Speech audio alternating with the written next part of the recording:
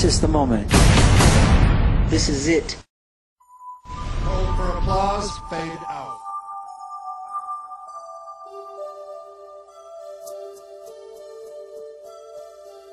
When I say this is it, it really means this is it.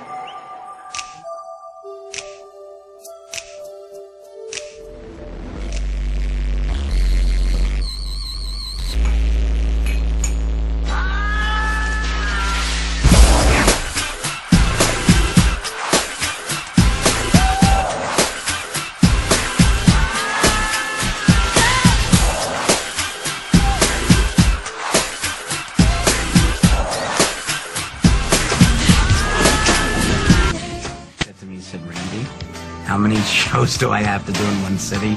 I said, you know, 50 minimum.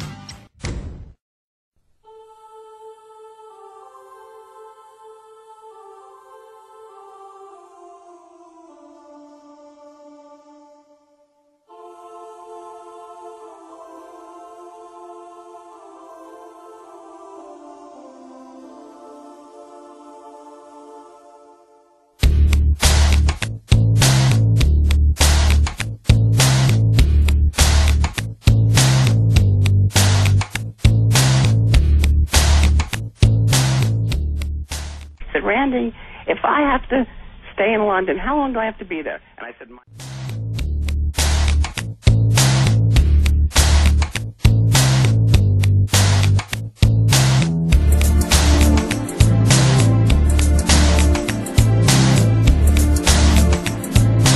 What Michael said to me is, Ro, I need you to look out for my money. I have kids. I can't come back from London with no money. And I gave him my word that I would do that. But you know what?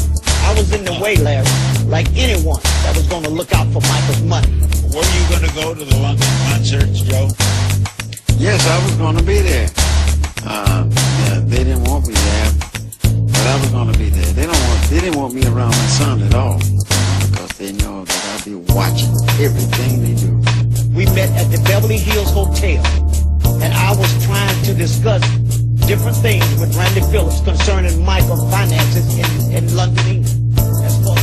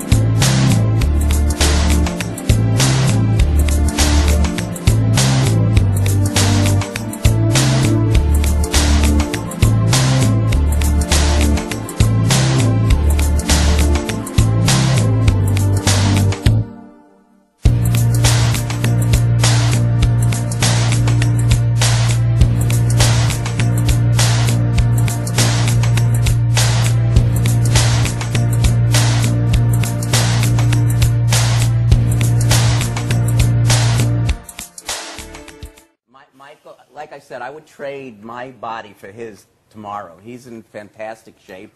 And, you know, words are cheap, and I've refuted all...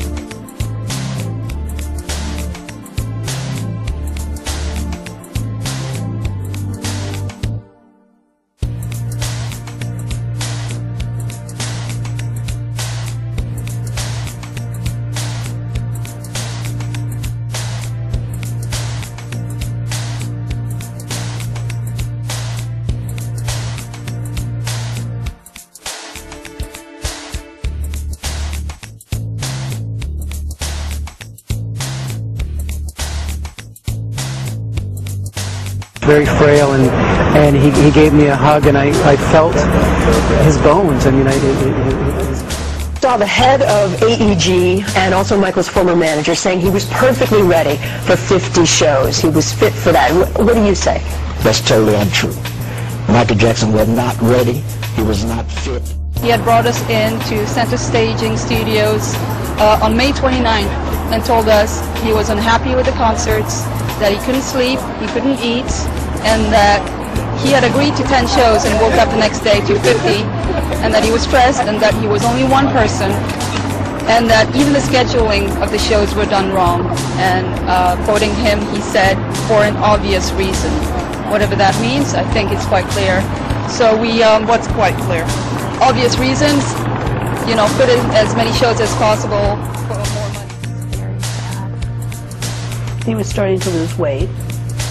He wasn't sleeping, and he was losing weight drastically. The week before he died, probably about 15 pounds, I would say. But he didn't have 15 pounds to lose. No. In fact, when I met him in March, one of my very first concerns was that I thought he was too thin to really be able to do a show. But, you know, I thought, plenty of time. Once he starts working out, getting on the dance floor, he's going to eat, he's going to build himself up again. So there was a lot of pressure going into this. A lot of pressure. This was going to be his first major appearance since the trial. A lot more shows than he wanted or agreed to do.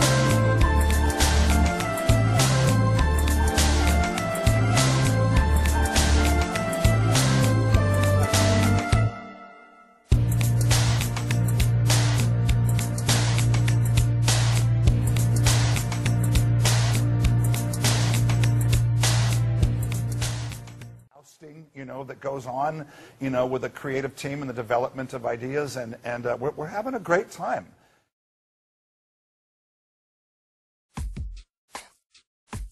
Did you see a change? Yes. Tell me about it. I think he was frightened. Of? Being judged again. He said during the trial, I can't believe the world is doing this to me. He said, I gave everything that I had. I gave them my music, I danced for them, and this is what I get in return. More concerned. He was like bone thin, and he grabbed me on the arm and said, you promised me you wouldn't tell. Tell what? What I'm seeing. Did you tell anybody? Absolutely. What did you say? I was talking to the people who had the power to do something about it. What were your fears? I feared that Michael was physically unable to do the shows in his condition. Did you think that he was vulnerable enough that he might die? Yes. Yes. Yes.